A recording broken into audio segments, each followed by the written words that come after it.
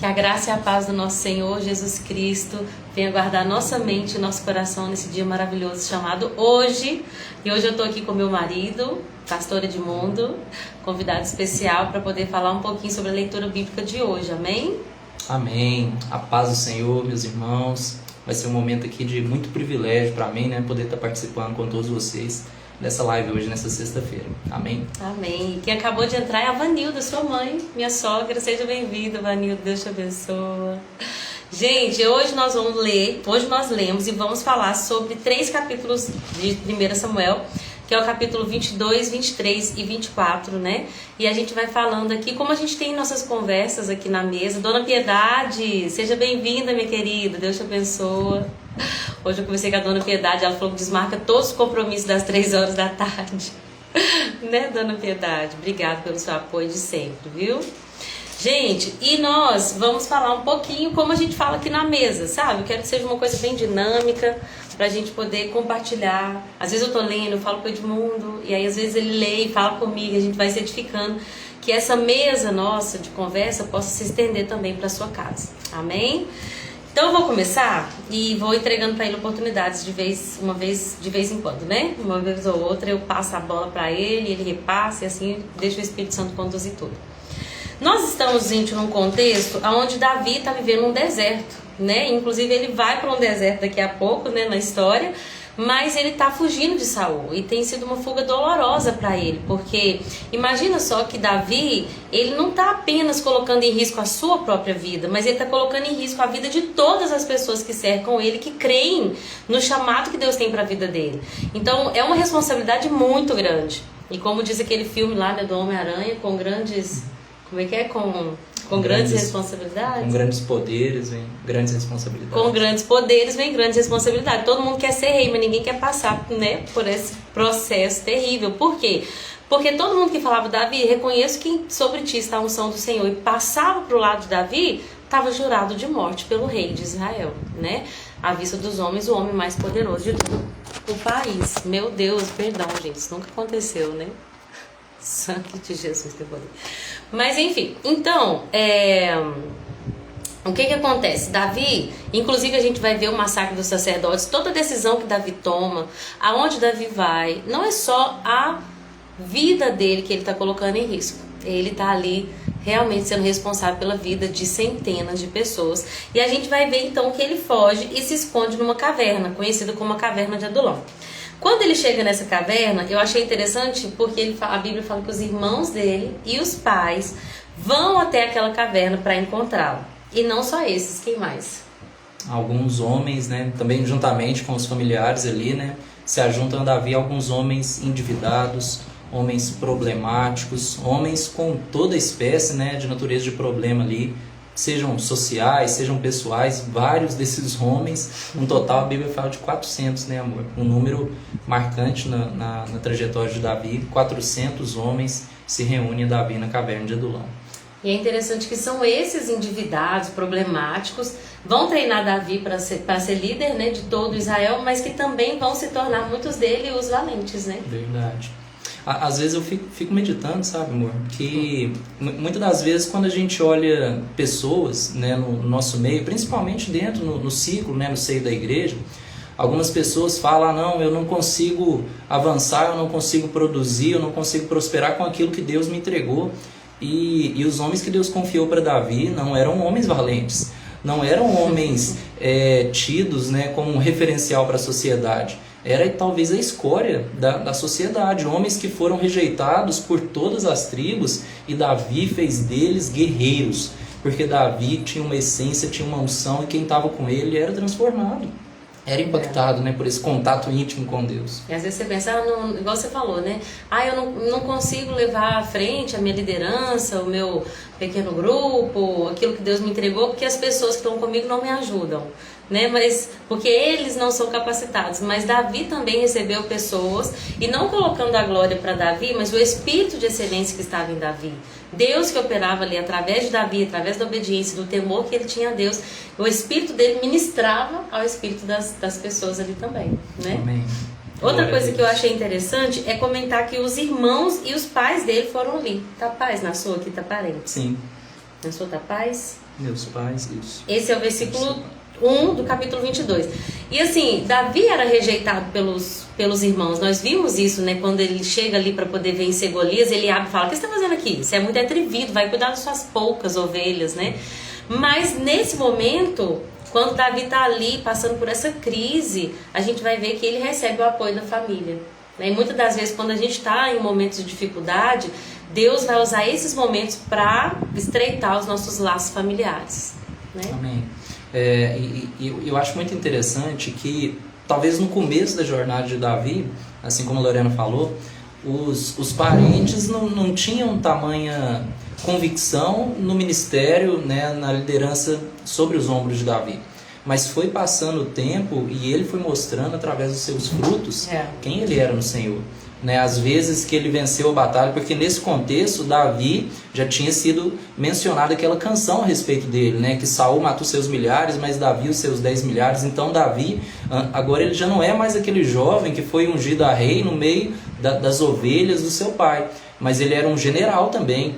Ele era um comandante, ele era um capitão do exército de Saul. Então ele tinha autoridade diante dos soldados também, né? E não foi somente os parentes, não foi somente os da tribo de Judá, mas eu fico pensando em cada tribo ali, um remanescente, um punhado de homens, um punhado de soldados decidiram ir com Davi, escolheram, né, sofrer a perseguição que Davi estava sofrendo, mas sabiam que existia uma unção sobre ele.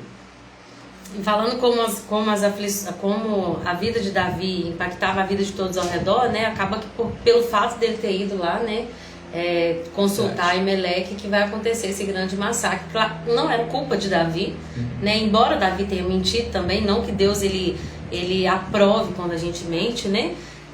Mas o Senhor também conhece as circunstâncias, porque o próprio Jesus vai citar o fato dele ter ido lá e pegado aquele pão, né, da propiciação, falando Jesus ali que o Senhor, ele é o Senhor do sábado, né?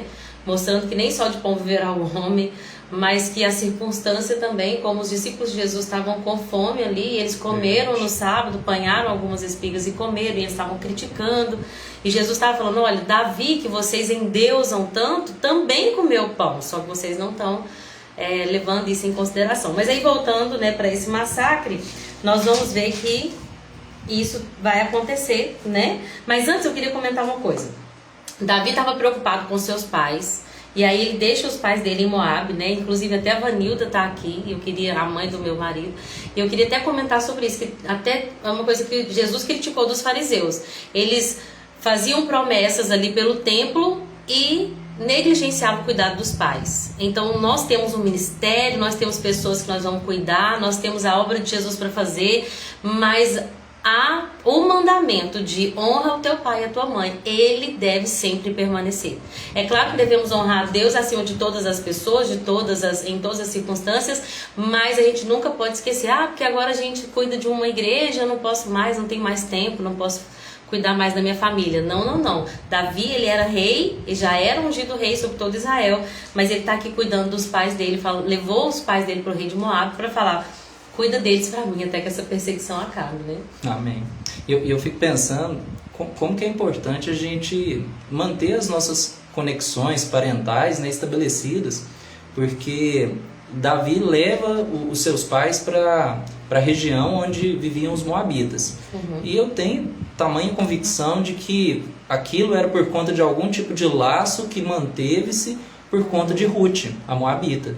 Né? Talvez ainda havia uma conexão. Ruth ali, bisavó de Davi, né? Ela ainda tinha uma conexão com os laços parentais. Não, lá eu consigo encontrar ainda pessoas que vão nos tratar bem, porque historicamente os moabitas eram inimigos do povo de Deus, mas com Davi existia uma paz. Né? Então a gente precisa ter assim conexão com nossos parentes. Nós precisamos anunciar o nome de Cristo a toda a nossa parentela. Então a gente precisa ter uma boa convivência com todos os nossos parentes. E é interessante assim, porque inimigos, mas tinham um certo ali, porque eu falo assim, nós temos que ter conexões também, né? Não só pessoas de dentro da igreja, mas pessoas que vão às vezes facilitar algo para a igreja lá na frente, né? Então, não falando assim no contexto de interesse, mas muitas pessoas se fecham, né? Ah, não, aquela pessoa é do mundo, eu não quero nem contato, eu não quero saber. Não, mas a gente precisa ter bons relacionamentos, como o Edmundo falou. Uma coisa que eu queria comentar é que no versículo 5 do capítulo 22, eu achei isso muito interessante. Fala que o profeta Gade vai atrás de Davi, que estava escondido numa caverna. Gente, não foi fácil para Davi. Pensa só, ele está escondido com 400 homens endividados, problemáticos, e os seus irmãos numa caverna, com a unção de rei sobre ele e com um paranoico correndo atrás dele, com soldados assim, com milhares de soldados. E aí o profeta Gade vai atrás dele e fala assim, olha, deixa o seu lugar seguro e volte para Judá. Como está na sua tradução? Que aqui está Fortaleza. Eu li lugar seguro.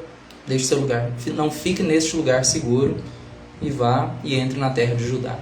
Olha isso que o profeta falou para ele. Não fique neste lugar seguro.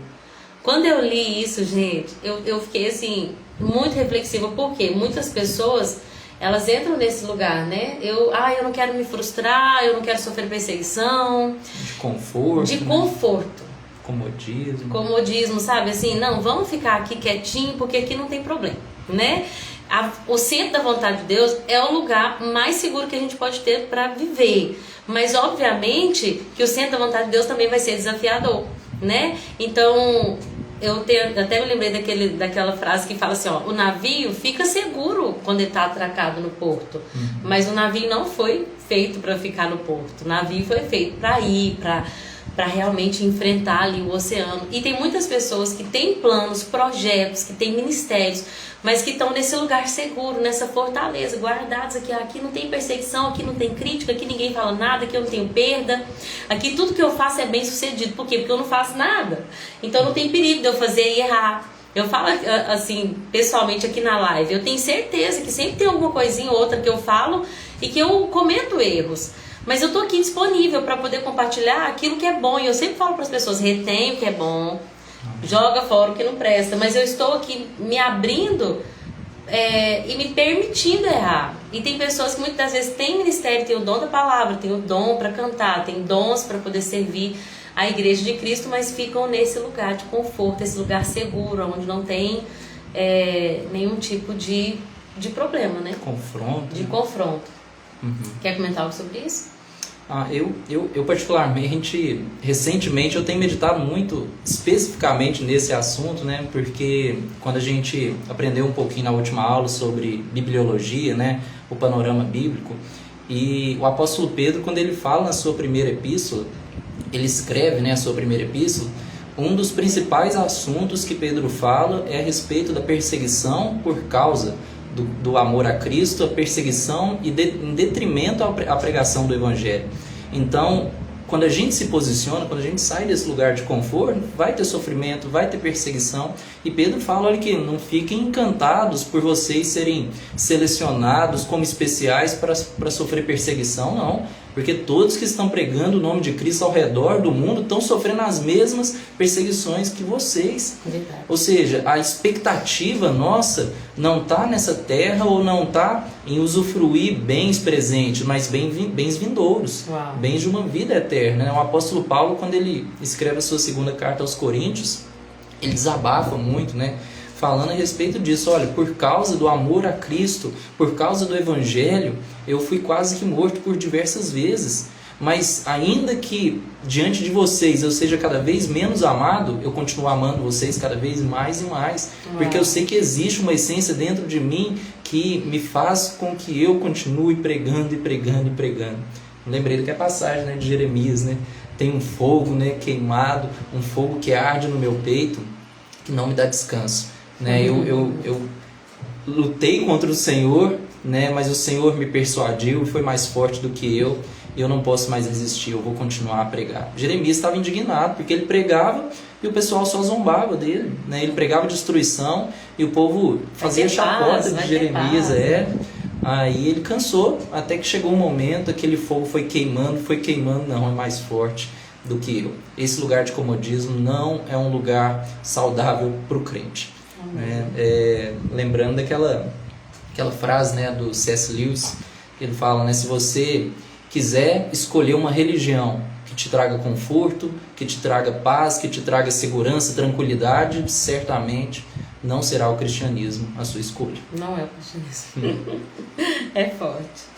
E aí, gente, Saul fica ali indignado, né? Ele tá ficando cada vez mais paranoico, mais atormentado. E ele fala, todo mundo tá contra mim, ninguém me ajuda. E aí Doeg, então, se levanta, tô resumindo aqui, né? Doeg vai se levantar para falar, não, eu tenho uma informação.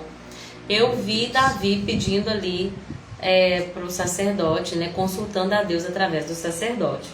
E aí Saul, ele manda chamar Emelec, toda a família dele, foram 85 sacerdotes. Eu quero me lembrar vocês novamente que esses sacerdotes, eles vinham da linhagem de Eli. E Eli, aquele que cuidou de Samuel, lembram? Aquele que conversou com Ana ali no templo, achou que ela estava bêbada, aquele que não disciplinou os filhos dele. Eli tinha uma promessa de Deus, uma promessa de que toda a sua descendência ia morrer antes de envelhecer, que nenhum ia servir como sacerdote. E agora está cumprindo aquela maldição, né, que estava sobre a vida de Eli. Então o Saul, louco, porque também, gente, não é brincadeira, né, carregar essa carga de ter matado, de ter mandado matar tantos homens, tantos sacerdotes que serviam ao Senhor, estavam ainda com as suas roupas de sacerdote, né? E aí ele manda Doeg, ninguém quis matar, ele manda os seus homens matar Exato. Todos os sacerdotes e a família de Emelec inteira. Ninguém se predispõe ali para matá-los pelo temor a Deus, mas Doeg, que eu acredito que era um endemoniado, ele vai então matar aqueles 85, gente, ele sozinho, ele matou os 85 sacerdotes. E ele ainda foi lá e matou toda a família, né?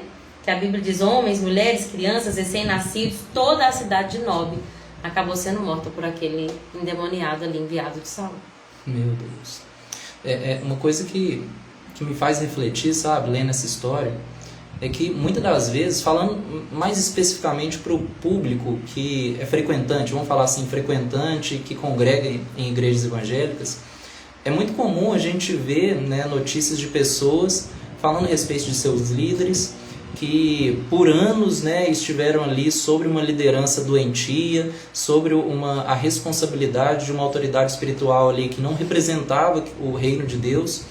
E é uma palavra dura, talvez, que eu vou falar, mas eu me lembro do pastor César Cavalcante falando a respeito disso, e ele fala com muita autoridade. Ele fala, olha, que cada um tem o pastor que merece, cada um tem a liderança que merece. Em qual sentido? De que nós somos livres para escolher e temos a palavra de Deus para nos referenciar, para que nós possamos olhar para os nossos líderes espirituais e entender, peraí, isso aqui está coerente com as escrituras, mas esse comportamento é doentio. E o povo que estava seguindo Saul percebeu, amor. Uau. Olharam ali e falaram, que isso, Saul, você está louco, você vai levantar a mão contra o sacerdote. E era nítido que Aimeleque, ele era inocente naquela circunstância, porque ele defendeu a Davi. Ele falou, peraí, Saul, Davi falou que tinha vindo em uma missão secreta, né? Tão secreta que nem o Saul sabia, né? Davi tinha vindo em uma missão secreta. Sim. E outra coisa, ele é genro do rei. Outra coisa, eu nunca vi homem tão fiel quanto Davi. Então, assim, tá incoerente isso que você tá falando. Mas Saul estava transtornado, né? Ele amava demais o trono. E a ameaça de Davi não tirava isso da cabeça dele, né? O trono vai ser perdido se eu não destruir a vida de Davi. Misericórdia. E aí, continuando a história, no capítulo 23, aí lembrando que um desses sacerdotes, né, o único que sobreviveu foi Aitube, né? Abiatar, desculpa. Ele é filho de Aitube, né? Neto. Ah, tá. Aimeleque. Isso. Aitube, Aimeleque e Abiatar. E aí o Abiatar é o único que consegue escapar dessa matança. Ele vai pro lado de Davi, leva a estola sacerdotal. Agora Davi tem, né, mais ali, está mais próximo ainda, né, para poder consultar o Senhor, para usar as armas e recursos espirituais. E Davi vai falar que vai protegê-lo também, né? E aí, gente, no capítulo 23 acontece uma coisa que a gente pode comentar. Tem muita coisa para poder comentar, embora a gente não pode ficar assim, né? Que 2 horas, se deixar a gente fica. Mas que é a proteção à cidade de Keila. Davi recebe a notícia que os filisteus estavam atacando uma cidade do povo de Israel. E essa cidade era Keila. Eles estavam roubando os cereais, o alimento. Olha como é que o inimigo é, né? Ele rouba o alimento. Roubando os cereais das eiras. E aí o que acontece? Logo o coração de Davi já queima. Por quê? Porque ele é rei. Ele tem um propósito: liderar o povo de Deus nas batalhas. Cuidar ali do povo que Deus entregou na mão dele. Ele sabe que Saul está no trono, mas ele sabe que vai chegar, então ele tem essa responsabilidade. Por isso que ele foi para matar Golias, né? A Ivonete entrou, deixou eu falar oi. Oi, Ivonete, tá atrasada, mas depois você vê o início, viu? A gente tá agora no 2º capítulo. Irmã Rose também tá aí. Seja bem-vinda, Irmã Rose. Deus abençoe vocês, viu? Paz do Senhor Jesus. E aí, gente, existe um fogo ali também, né? Que queimava no coração de Davi. E ele pensa: eu vou defender Keila? Eu não vou defender Keila? Você falou algo sobre isso na mesa comigo. O que foi mesmo? Que é muito interessante, né? Que o governo, ainda que a unção estivesse sobre Davi, o trono ainda estava nas mãos de Saul. Então Saul que era responsável, né? Pela lógica natural, Saul que era responsável por aquele povo. Mas eu estava até pesquisando, Keila fica muito próximo ali de Hebron. E Hebron foi uma das terras que foram dadas como herança ali para Caleb, que era descendente da tribo de Judá. Então, provavelmente Davi talvez tivesse até conhecidos em Keila, porque fazia parte do território de Judá, tribo na qual Davi, né, era pertencente ali. Então, queimou no coração dele. Falou: peraí, é meu povo, é minha gente, eu preciso livrá-los, e são ovelhas das quais Deus me confiou uma responsabilidade. Se Saul está transtornado, eu preciso ir lá e tomar providência de livrar esse povo. Forte. E uma coisa que eu acabei não comentando tanto, eu acabei passando para frente, quando o profeta Gade, fala para Davi deixar a fortaleza, Davi ouve a instrução do Senhor, lembrando que o Senhor sempre nos instrui, mesmo nos momentos mais difíceis, nas maiores crises. Estava ali na caverna e Deus falou: pode sair da caverna, volta para suas origens, né, para a terra de Judá, pode voltar para suas origens, sai dessa fortaleza. Lembrando, porque Davi escreveu muitos salmos, ele escreveu várias vezes que o Senhor é a minha fortaleza. Não é a caverna que protegia Davi. Quem protegia Davi das mãos de Saul e de todo o seu exército era o Senhor. Então, quando o Senhor fala para Davi, sai da sua fortaleza, de fato, ele sai daquele lugar seguro, né? Lembrando que o único lugar seguro é na presença de Deus e no centro da vontade dele. E aí ele vai para a terra de Judá, que é a terra dele, que era voltando ali às suas origens, né? E aí Keila é atacado e ele vai consultar a Deus. Quando ele consulta a Deus, o Senhor responde: vá e lute contra os filisteus e liberte Keila. E aí o que acontece? Os homens estão com medo. Nós já não estamos mais na fortaleza, nós já estamos indo Judá, já está perigoso. Se ele quer que a gente vá até Keila para livrar aquele povo, Davi novamente consulta ao Senhor e o Senhor responde: vá a Keila, pois eu entregarei os filisteus em suas mãos. Então, gente, a gente não faz nada sem consultar a Deus. E se for necessário, você vai lá e consulta de novo. Mas tem uma hora também que a gente tem que sair disso. Lembra que a missionária Viviane falou, né? Ficava pedindo sempre uma resposta, sempre como Gideão, como é que fala? Um sinal? Um sinal, me dá um sinal, me dá um sinal. Não, tem hora que a gente também, pelo amor de Deus, vamos deixar a incredulidade. Mas Davi consulta a Deus de novo.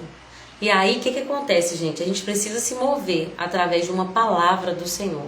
Deus disse, vá. Deus ainda não falou? Espere. Deus falou que não vai. Mas se mova por uma palavra do Senhor. Para poder já passar para você, só isso que eu queria comentar. Eu amo essa palavra. Quando eles chegam lá, a Bíblia diz: massacraram os filisteus. Massacraram, gente. O inimigo que cercava a cidade, que roubava o alimento da cidade, que colocou a cidade em um estado ali de alerta, de tristeza, que estavam passando ali necessidade, porque o pão estava sendo roubado, o cereal estava sendo roubado. O inimigo foi massacrado por Davi e por seus homens. Quer comentar algo? É algo, não nesse contexto, né, mas na sequência da história, que me chama muita atenção é que a notícia rapidamente chega aos ouvidos de Saul, né? Davi livrou Keila da mão dos filisteus. E na hora, o que passou na mente de Saul? Peraí, a cidade de Keila é uma cidade fortificada, fechada, com ferrolhos de ferro, né? Com trancas, com portões. Vai ser a cova de Davi, uma armadilha para Davi. Né? Ou seja, às vezes o inimigo, ele pode utilizar até mesmo uma resposta de Deus na nossa vida para poder armar ciladas contra nós, mas Deus continua operante e aqueles que servem e obedecem ao Senhor estão sempre um passo à frente. Tá um pouco mais à frente, né, no estudo bíblico, mas eu me lembro de Eliseu.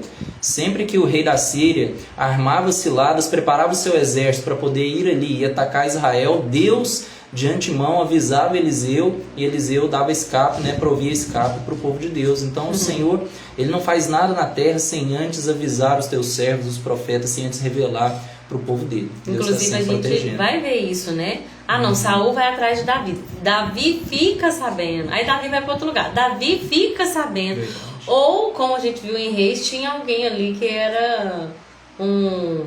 Como é que fala? Tava ali no meio de Saul, mas na verdade estava infiltrado. Um espião, algo assim. Mas a gente sabe que Deus estava usando de tudo para proteger o seu servo, o seu ungido, né? Mas aí que entra, gente, um fato assim terrível. Davi deixou o seu lugar, né? Onde ele estava ali mais seguro, né? Não tanto quanto na caverna, mas mais seguro. Ele leva os homens dele para Keila. Quando ele liberta aquele povo agora de mundo, falando que provavelmente até da sua própria tribo. Ele ajuda aquele povo. E aí, quando Saul descobre que Davi tá lá, ele vai querer aproveitar essa oportunidade. E aí, Davi, preocupado, vai consultar a Deus. Saul vai vir? E os homens de Keila, os cidadãos de Keila, vão me entregar para Saul? E aí, é interessante que a Bíblia diz aqui na minha versão que ele faz duas perguntas. Será que os líderes de Keila vão me trair e entregar a ele? E Saul vai vir conforme ouvi? Deus só responde uma pergunta. Deus responde, ele virá. E aí Davi vai e faz a outra pergunta mais especificamente. Mais uma vez Davi perguntou, os líderes de Keila vão me entregar a mim e aos meus homens a Saul? E aí o Senhor responde, sim, entregarão. Duas coisas que eu queria falar rapidamente para passar a palavra para o Edmundo a primeira, quando eu estava lendo isso aqui, Deus colocou isso no meu coração. Quando nós buscamos uma resposta de Deus, nem sempre Deus vai responder rapidamente a tudo que a gente está precisando, a tudo que a gente está perguntando. Deus, ele vai se revelando aos poucos justamente para que nós venhamos nos aproximar dele. O nosso propósito de vida é buscar Deus. Atos 13. Atos 17. Sempre 28. Atos 17 vai falar por que Deus nos criou. Cada um definiu aonde que a gente ia nascer, definiu em qual estação, qual ano, qual época, para que buscássemos a Deus, embora não esteja longe de cada um de nós. Então, Davi teve que ir continuando, e na nossa vida com Deus a gente vai ter que aprofundar o nosso relacionamento. Sempre vai ter algo a mais de Deus, né? Pra gente poder receber. Glória a Deus. O Senhor sempre vai permitir, né, que esse relacionamento seja algo interessante para nós, do nosso interesse também, né? Não adianta a gente simplesmente ir diante de um profeta, consultar a Deus, Deus responder a todo tempo. Isso não é relacionamento, né? O relacionamento é desenvolvido gradativamente, dia após dia. Até mesmo aqui em casa, às vezes a Cecília pergunta algumas coisas para nós, a gente, por opção, a gente decide não responder. Né? Quando ela está fazendo um para casa, ela pergunta, falou, papai, mamãe, me ajuda nisso aqui. Eu falo, não, eu não vou te ajudar, porque você tem capacidade de romper, de vencer esse desafio sozinho. E às vezes o silêncio de Deus também vai ser resposta na nossa jornada, mas isso é motivo para que a gente continue buscando, continue se relacionando com o Senhor. Ele vai nos responder, eu creio. Essa foi a primeira coisa. E a segunda coisa que me impressiona é o fato de que eles vão entregar. Meu Deus. Vocês estão entendendo, gente? Davi foi lá. Davi ajudou Keila. Massacrou os inimigos de Keila. E agora o inimigo de Davi vai falar assim, vocês me entregam Davi? E Deus falou que eles iriam entregar. E o que eu quero dizer com isso? Muitas das vezes nós colocamos expectativa em pessoas. Estou ajudando aquela pessoa, estou trabalhando com ela, estou orando por ela, estou ali servindo aquela pessoa. E se a gente fizer as coisas pelo propósito de agradar a pessoa e não por uma palavra de Deus, e para agradar a Deus que vê todas as coisas e recompensa, nós corremos um grande risco de sermos frustrados. De investir em pessoas que na primeira oportunidade vão te entregar na mão do seu inimigo. aquele povo que recebeu a libertação, porque talvez Saul tinha ouvido falar de Keila, ele era o rei, com certeza um informante chegou para ele falando que Keila estava sendo atacada. Ele não se moveu para tirar os filisteus de lá. Davi se moveu, Davi libertou e Deus falou: esses homens vão te entregar na mão dos seus inimigos. Deixa eu te falar, quando a gente cuida de uma pessoa, quando a gente ora com ela, quando a gente trabalha para que a vida dela, para que o sonho dela, para que ela cresça, não coloque expectativa em recompensa. Não pense em fazer algo para alguma pessoa esperando algo em troca dela. Nós temos que fazer aquilo que Deus nos coloca para fazer, servir uns aos outros, né? Ofertar a nossa vida, o nosso tempo, dinheiro na vida de pessoas, sem esperar algo em troca da parte delas. Gratidão, recompensa, não. Espere apenas de Deus, porque o Senhor não falha, mas as pessoas vão nos decepcionar. Assim como nós também vamos decepcionar as pessoas, né, amor? Uhum. E isso é um padrão até mesmo que foi vivido, né? Como é que eu posso falar? Esse tipo de comportamento, esse tipo de história foi vivido por Jesus. Né? Quantos absorveram, usufruíram do bem, né? Da visitação de Deus aqui na terra quando Jesus estava andando. Quando eu estava lendo esse texto, eu me lembrei da passagem de Zacarias 13:6, onde ele fala, né, ministra uma profecia a respeito da vinda de Cristo. Algumas pessoas, né, viravam para ele e perguntariam: o que são essas feridas nas suas mãos? Aí Zacarias responde: são as feridas com que fui ferido na casa de meus amigos. Né? Então foram os próprios da casa do Pai, né, os judeus ali, a nação eleita que crucificou o nosso Salvador. Então, da mesma forma, Davi experimentou isso, essa desonra, essa vergonha, esse desprezo, né? Mas tudo isso apontando para o nosso Salvador, que existe graça, existe misericórdia, mesmo quando o favor não é reconhecido. Né? O Senhor ainda nos salva, o Senhor ainda quer nos alcançar, mesmo que a gente às vezes tenha um coração duro. Quantas e quantas vezes, né? Até mesmo Paulo fala aos Romanos que quando nós ainda estávamos, né, em nossas práticas, em nossos pecados, em nossos delitos, Cristo morreu por nós, sendo nós ainda pecadores. Ou seja, Ele não esperou que a gente se tornasse merecedor do sacrifício dele. Isso é graça, né? A gente não merecia e mesmo assim Ele morreu, mesmo sendo nós, né, merecedores de condenação e não de salvação. Amém. E aí, gente, depois que Davi ali, ele foge, né? Ele foge porque ele sabe que Saul tá chegando para poder vir. E o pessoal de Keila iria entregá-lo. Ele então pega os seus homens, que já cresceu, multiplicou, né? Agora já são 600. E eles começam a andar sem rumo por aquela região. Davi fica sabendo então que ele tinha escapado e ele desiste de ir a Keila. Toda hora eu erro. Saul tinha visto, né, que ele já tinha saído de lá e esqueceu ali aquela perseguição por um momento. E aí a Bíblia diz que Davi permaneceu nas fortalezas do deserto e na região montanhosa de Zif. Então ele foi pro deserto, né, amor? Uhum. O que você tem para dizer sobre o deserto? Meu Deus, quanta história, né? Faz parte, amor. O povo de Deus vive no deserto.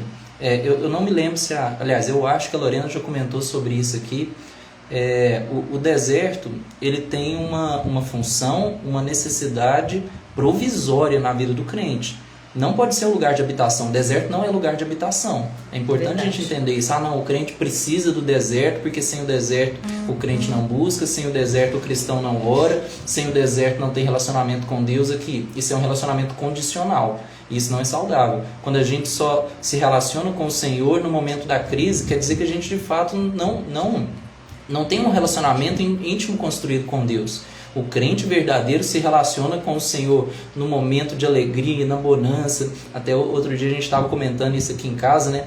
A gente nunca teve uma paz tão tremenda assim como a gente tem na nossa casa hoje. Tudo indo bem, as coisas fluindo. E isso é motivo para ainda mais nós fazermos em favor do reino de Deus. Nós não temos problema com nossos pais, nós não temos problema com nossos filhos, nós não temos problema com o nosso casamento. Isso é motivo para esfriar? Não, é motivo para glorificar o nome do Senhor. Aprofundar ainda mais, né? Mergulhar. Transbordante de gratidão. No caso ali de Davi, ele estava em um processo sendo construído, né? O rei sendo construído dentro do jovem pastor. Então, Davi, foi necessário que ele passasse por esses processos. E é até nesse deserto que ele que ele vai lá e se encontra com Jonatas de novo, né? Que é na sequência da história. Eu queria que você falasse sobre esse encontro, mas eu queria só honrar aqui a vida da Paty, que acabou de entrar. Paty, eu pensei no seu hoje cedo, você acredita? Então assim, a Patrícia tá sumida. Tô sentindo saudade dela. Você não foi no curso, você não foi na reunião. E eu falei, cadê a Patrícia? Eu só não te mandei mensagem. Você me desculpa. Hoje de manhã eu tava assim, vou mandar mensagem pra ela. Eu não tô vendo a Patrícia, eu tô com saudade da Patrícia. Eu tô muito feliz de te ver aqui agora, viu? Quando acabar a live eu vou te mandar mensagem, tá bom? Conta pra gente como é que foi esse encontro dele com o Jonatas. Você até fez um comentário sobre isso comigo, né? Mais cedo. Eu acho incrível que, assim como a Lorena já falou, né, a respeito da fidelidade de Jonatas, ele tinha uma fidelidade e um relacionamento sincero com Deus, acima daquilo que foi construído com o pai dele. Né? Jonatas era temente ao Senhor, ele queria que o nome de Deus fosse glorificado no meio, por intermédio da nação de Israel. E a partir do momento que Jonatas entendeu, o governo está sobre os ombros de Davi, a sucessão do trono não me pertence àquele a quem Deus entregou. É Deus quem confia de fato a unção que lhe é devida, que lhe é cabida. E se a unção não está sobre mim, eu estou com quem tem a unção sobre si. Uau. Aí nesse encontro, Jonatas ele reforça a sua aliança com Davi, ele fala algo que mexe muito comigo. Eu quero até ler aqui. Ele fala, no versículo 17 de 1 Samuel 23. Não tenha medo, né? Jonatas disse, não tenha medo, porque a mão de Saul, meu pai, não encontrará você. Você será rei de Israel, e eu serei o segundo depois de você. O que também Saul, meu pai, bem disse. Até o Saul sabia que o reino estava sobre os ombros de Davi, e Jonatas falou, eu serei o segundo. Na nossa vida, a gente precisa entregar o governo, a primazia para Cristo. Uau. Nós não somos os protagonistas da nossa história. A nossa vida não gira em torno de nós mesmos. Existe um trono no nosso coração. Se o Senhor estiver sentado, eu até vi uma ilustração de um pregador falando isso uma vez, amor. Que no nosso coração existe um trono e existe uma cruz. Se a gente se senta no trono, sobra a cruz para Jesus. Mas se nós pegamos a nossa cruz, carregamos a nossa cruz, Jesus permanece sentado no trono do nosso coração. Então a gente precisa reconhecer, nós somos o segundo, porque Ele é o primeiro. Né? O Senhor é o primeiro na nossa vida. Eu me lembrei quando você falava de Jesus, porque, gente, se tem uma coisa que a gente tem que lutar no nosso coração, é uma doença, é terrível essa doença, ela é fatal e ela é a origem de todos os pecados, que é o orgulho. Né? O primeiro pecado que aconteceu lá no céu, né, foi o diabo, que ainda conseguiu perverter ali o coração de 1/3 dos anjos por causa do orgulho. O orgulho é uma doença terrível. E ele é tão terrível que a pessoa que tem é como um mau hálito. A pessoa que é orgulhosa, você já viu a pessoa que tem mau hálito? Todo mundo percebe, menos ela. O orgulhoso é assim também. Todo mundo percebe, mas ele não percebe. E é uma coisa que a gente tem que lutar muito. A gente viu na época de Jesus, quando os discípulos estão lá, sempre brigando para ver quem é o maior. Quem é o maior? Eu sou o maior. Não, eu que sou o maior. Aí Tiago e João pedem lá para sentar um do lado, outro do outro lado no trono. Aí os outros discípulos acham ruim. Então essa luta para ser o primeiro. E Jonatas vem e fala, você vai ser o primeiro, Davi. Esquece meu pai. Eu sei que Deus te ungiu. E eu não tenho problema, eu vou ser o segundo. Que esse espírito esteja sobre nós. Amém. Infelizmente ele nem pode ser, né? Porque ele vai morrer na batalha com o pai, o Jonatas. Mas que nós tenhamos esse coração, sabe? Tem alguém que está acima de mim e tá tudo bem. Porque essa pessoa tem a unção para estar onde ela está. Né? Quero cumprimentar a Chiquinha que entrou aqui. Irmã Chiquinha, Deus te abençoe, viu? Um prazer ter você aqui online conosco. E aí, vamos continuar então? Eles renovam ali, né, sua aliança. Aí quando... deixa eu só achar aqui que eu queria que você comentasse sobre a montanha. Aí os homens de Zif, onde Davi estava, era um deserto, nem perto ali da região montanhosa de Zif. Aqueles homens vão entregar Davi. Gente, não era fácil para Davi. De novo. Não é fácil. Não vamos esperar apoio de pessoas. Não, porque todo mundo vai te apoiar. Não vai. Vai ter gente que vai levantar mesmo contra a sua vida. Deixa eu só ver uma coisa aqui, gente. É porque minha prima entrou aqui, mas ela saiu. Vai ter pessoas que vão entrar na nossa vida e que vão, né, Deus vai permitir que elas sejam usadas para trabalhar em nós mesmo, para mudar o nosso destino ali. A gente está encaminhando, Deus quer que a gente vai para cá. Muitas das vezes vai vir a perseguição, né? Como em Atos 1, 28 e Atos 28, 1. 1, 8, né? 1, 8 e 8 e 1. Atos 8, 1.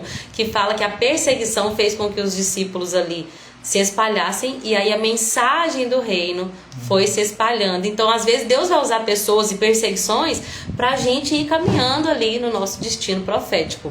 André entrou aqui. Seja bem-vindo, André. Nós somos de Pará de Minas. Amém? Somos aqui, temos servido a igreja aqui, Ministério Fogo e Luz, pastoreando a Igreja de Cristo no bairro Padre Libério, aqui na cidade. Seja bem-vindo, viu? E aí os homens de Zif entregam Davi para Saul, e Saul vai atrás de Davi, até que eles ficam num ponto profético, que eu queria que o Edmundo falasse um pouquinho sobre isso. Amém. A palavra de Deus fala, né, no finalzinho ali do capítulo 23 de 1 Samuel, que Davi estava fugindo novamente de Saul, ficou sabendo, né, que os zifeus o haviam entregado, e Davi, ele foge ele passa por meio de um vale, até mesmo a palavra de Deus fala por meio de algumas cavernas, onde as cabras, né, montesas, elas iam ali, se escondiam, se abrigavam. Então era um terreno de grande dificuldade para se atravessar. Davi foge, atravessa, passa por um vale e chega até um monte do outro lado. Então quando ele chega no monte do outro lado, em uma rocha sólida, firme, em um alto monte, né, aí ele se depara com Saul na posição oposta. Então a gente tem Saul em um monte, o vale no meio e Davi no outro monte. Até mesmo você lembrou, né, chegou a citar Davi e Golias, né, ali onde os israelitas estavam em um monte, os filisteus estavam em outro monte, havia um vale que os separava.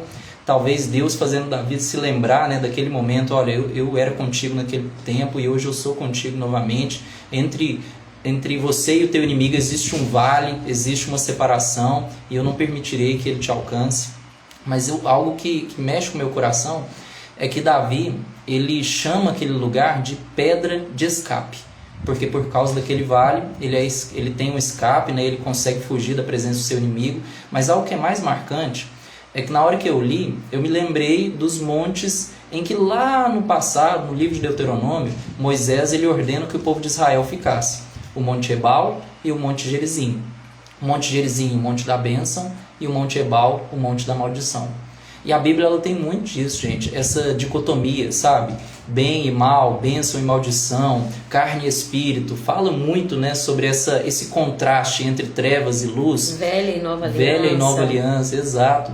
Aí eu vejo ali Saul sobre um governo de maldição, infelizmente, porque ele não estava mais debaixo do lugar da obediência. E eu costumo falar isso muito com os irmãos. A obediência, aliás, a bênção, é um lugar que a gente escolhe andar. Porque lá em Deuteronômio 28, quando Moisés fala com o povo, olha, eu coloco diante de vocês a bênção e a maldição. Vocês escolhem o caminho que vocês irão andar. Então eu vejo ali esses montes figurando, o monte da bênção, o monte da maldição. Os que seguiam a Saul sofreram uma maldição terrível, né? Mais à frente a gente vai ver o desfecho. Mas os que serviram a Davi se tornaram valentes, se tornaram poderosos, homens que governaram juntamente com aquele rei, porque estavam debaixo de um governo de bênção, porque estava sob a autoridade de Deus, né? Munida ali e representada pela pessoa de Davi. Amém. E a rocha sempre representando Jesus, né? Jesus é a nossa rocha do escape. Amém. Amém. Glória a Deus.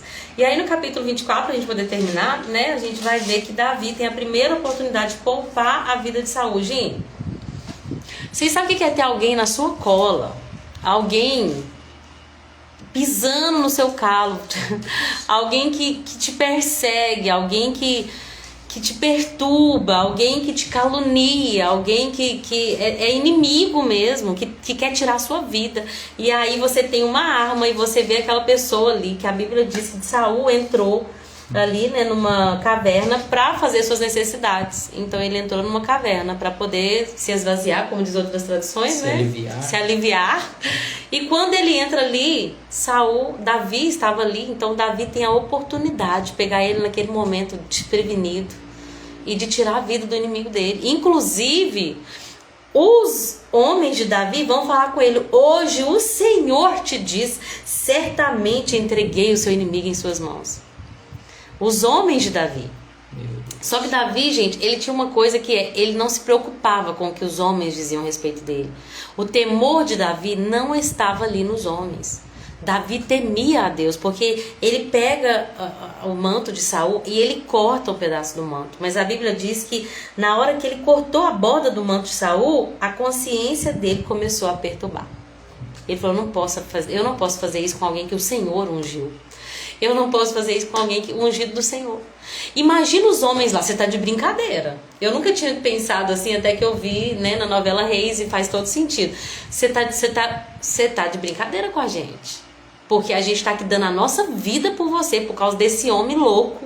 A gente tá aqui, abriu mão das nossas esposas, talvez, né, como a gente viu lá na série. Mas com certeza todo mundo tava abrindo mão de muita coisa, de liberdade. A gente tá abrindo mão de tantas coisas. Deus, ó, eles falaram que foi Deus. A gente tem que tomar muito cuidado, né? Que vai ter gente que vai falar, olha, isso aí é de Deus pra sua vida. Mas olha só, a consciência dele, por quê? Porque ele era cheio do Espírito Santo. O Espírito do Senhor estava sobre Davi. Então ele ouviu a consciência, que o Espírito Santo ele vai testificar no nosso coração. Ele ouviu a consciência, ele não ouviu o homem. E aí ele poupou a vida de Saul. Com certeza tinha homem ali que ficou assim, encabulado. Você tá de brincadeira comigo. Nós estamos fugindo desse homem agora. Deus te entregou na sua mão. E você não vai matar ele? Talvez Davi pudesse até pensar, eu vou arrumar confusão com os meus soldados se eu não fizer. Mas eu não vou levantar e eu não vou desagradar a Deus. Eu posso até desagradar meus homens, mas Deus eu não vou desagradar, porque eu não vou levantar minha mão contra o ungido do Senhor. Você quer comentar algo sobre isso? É algo que me chama muita atenção nesse contexto, amor, sobre o fato de Davi, né, ter a consciência ter pesado. O que fica mais claro para mim é que provavelmente Davi cogitou aquela opção. Verdade. Porque fala que ele tentou, que ele cortou a orla lá da veste de Saul e fala, e na sequência, e disse aos seus homens, né, aliás, mas depois Davi ficou com dor no coração por ter cortado a ponta do manto de Saul. E disse a seus homens, o Senhor me livre de fazer tal coisa ao meu Senhor. Então não explica o que era essa tal coisa. Talvez era tal coisa que estava passando na mente dele. Então o Senhor me livre de tirar a vida desse homem. Porque ele cogitou fazer o mal. Mas assim como Davi era um homem cheio do Espírito Santo, a gente vê lá no Evangelho de João, né, 16:8, fala que é o Espírito Santo que nos convence do pecado, da justiça e do juízo. As nossas obras de justiça são como trapos de imundícia. Porque aos olhos do homem era justo, né, Davi matar Saul. E Davi, talvez até aos olhos dele, não, tá, eu tenho razão, porque o governo já foi dado em minhas mãos e de fato aqui aparentemente Deus o colocou diante de mim. E a gente tem que estar muito vigilante quanto àquilo que parece ter sido feito, né, parece ter sido elaborado por Deus. Porque a palavra de Deus fala que o próprio Satanás ele se transfigura como um anjo de luz. Então, muitas das vezes existem setas malignas na nossa vida que se a gente não tiver um relacionamento íntimo com o Senhor, a gente pode ser pego em grandes ciladas. É muito sério isso. Muito sério.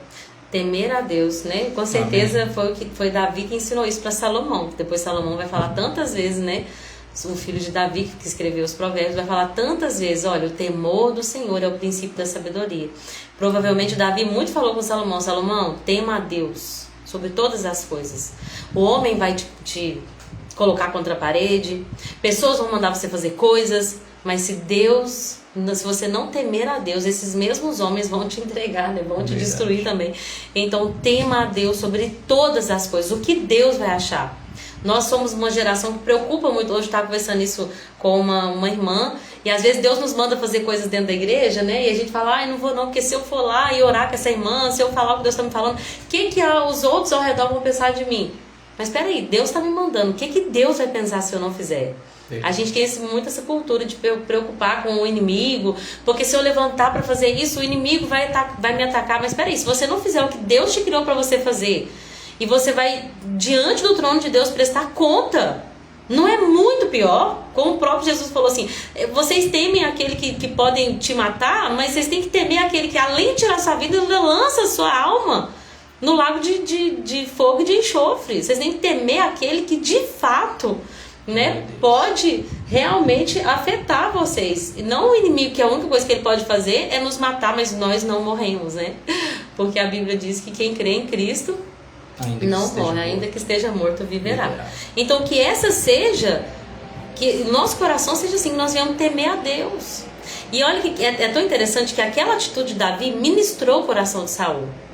A atitude de Davi de não pagar o mal com o mal, mas pagar o mal com o bem, ministrou o coração de Saul a ponto dele deixar a perseguição por um tempo, né? Ele vai, deixa eu mostrar pra vocês. Davi, com toda a sabedoria, vai falar: o senhor tá me perseguindo? Eu sou quem? Eu sou um cão morto, eu sou uma pulga. Que o Senhor julgue entre nós dois e mostre quem está certo. Deus me deu a oportunidade de te matar. Eles já estavam ali a uma certa distância, né? Olha aqui o manto, a borda do seu manto. Eu não te matei. Quando Saul vê isso, ele diz: você é mais justo que eu. Uau! Pois me pagou o mal com o bem. Sim, você foi extremamente bondoso comigo, pois o Senhor me entregou em suas mãos, mas você não me matou. Quem mais deixaria o seu inimigo escapar quando tinha em suas mãos? Que o Senhor recompense você, Davi, com o bem, pela bondade que mostrou por mim hoje.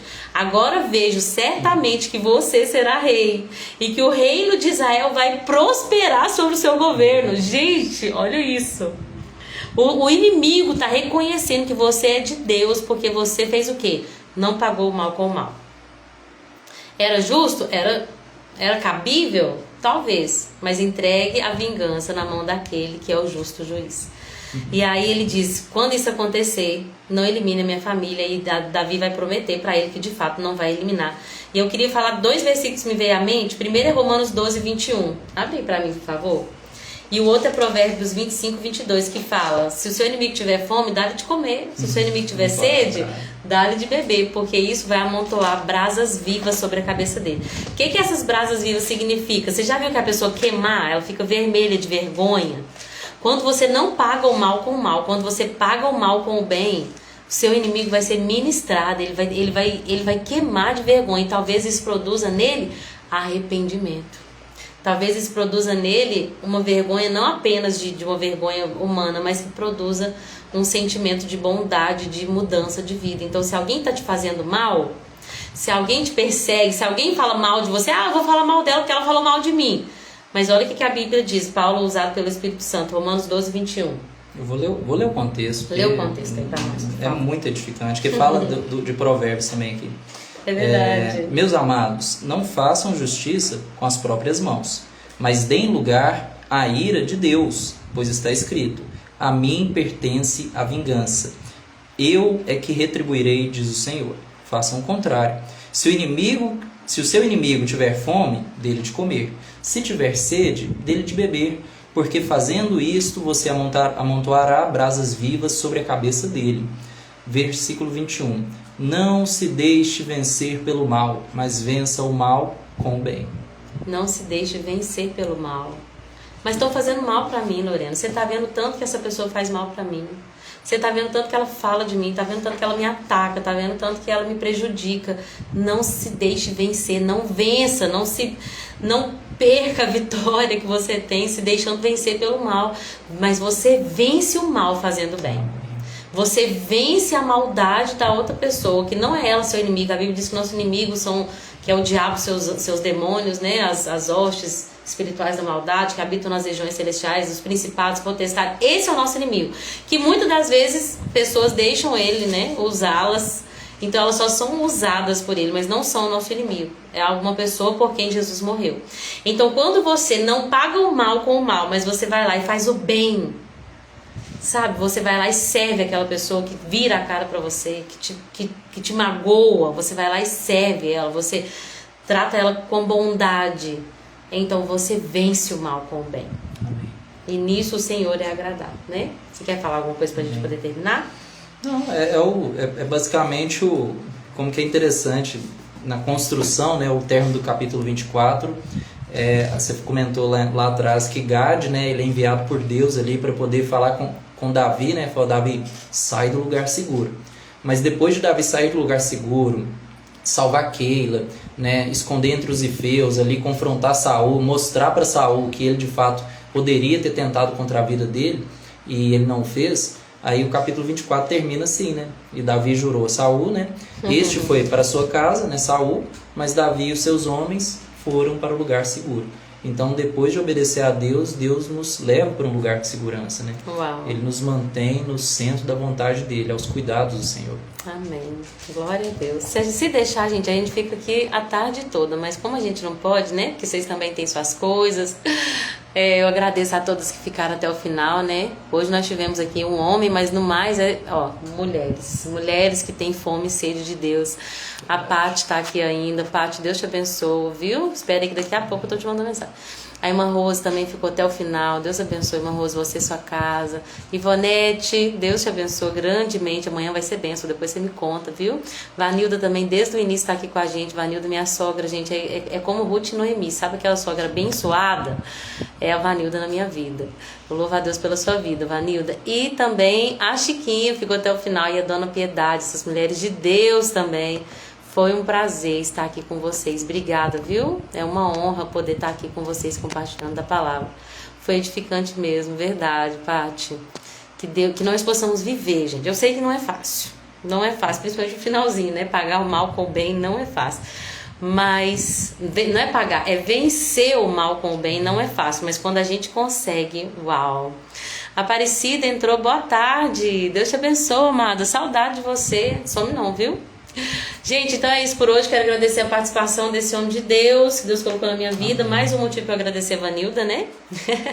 Eu louvo a Deus pela vida deste homem, que ele ministra muito ao meu coração, pela vida dele. É como Davi, eu vejo Davi, sabe? Eu vejo Davi, eu sei que eu sou suspeita, mas ele tem uma unção de liderança sobre a vida dele e eu me alegro em poder fazer parte de tudo isso. Agradeço, viu, por tudo. Amém. Deus te abençoe. E até amanhã, gente, se assim Jesus permitir. Amanhã eu devo ter que vir de manhã ou em outro horário, porque a gente tem um casamento para ir à tarde. Mas o Senhor vai preparar tudo e eu vou ir mandando aqui, tá bom? Deus abençoe a vida de cada um e até a próxima. Com Deus. Tchau, gente. Com Deus.